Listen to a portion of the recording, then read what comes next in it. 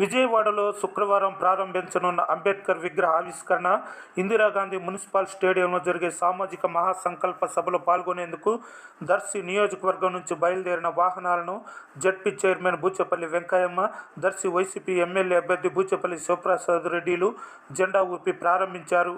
బస్సులు, ఇతర వాహనాల్లో భారీగా తరలి వెళ్లారు. కార్యక్రమంలో నియోజకవర్గంలోని ఎస్సీ, జడ్పీటీసీలు, ఎంపీపీలు, జడ్పీటీసీలు, ఎంపీటీసీలు, సర్పంచులు పాల్గొన్నారు.